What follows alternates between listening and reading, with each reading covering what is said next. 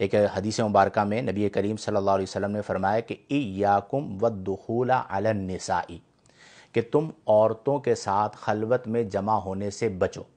عرض کی گئی افرأیت الحموا، یا رسول اللہ صلی اللہ علیہ وسلم دیور کے بارے میں آپ کی کیا رائے ہے، چونکہ وہ گھر پہ ہی رہتا ہے اور غیر محرم ہوتا ہے؟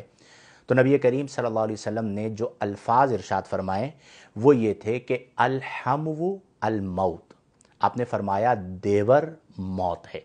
اور آج بہت ساری ایسی مثالیں ہمارے سامنے آتی ہیں کہ فتنوں کی وجہ سے، فحاشی کی وجہ سے، عریانی کی وجہ سے گھر خراب ہو جاتے ہیں۔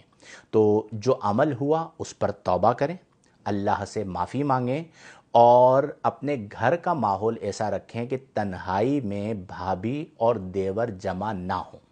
بلکہ میں یہ عرض کروں گا، آج کل سوشل میڈیا پر بلکہ مین اسٹریم میڈیا پر بھی خبریں چل رہی ہیں ہنی ٹریپ کے حوالے سے۔ ایک شخص کے حوالے سے ایک واقعہ ہوا اور انہیں باقاعدہ ٹریپ کیا گیا، اور اس پر مختلف لوگ جو ہے اپنی گفتگو کر رہے ہیں۔ آپ دیکھیں کہ ہمارے پیارے آقا کریم علیہ افضل الصلاۃ والتسلیم نے اسی بنا پر غیر محرمہ عورت کے ساتھ تنہائی میں جمع ہونے سے منع فرما دیا۔ آقا کریم صلی اللہ علیہ وسلم نے فرمایا کہ لا یخلون لا یخلون رجل بامرأۃ الا کان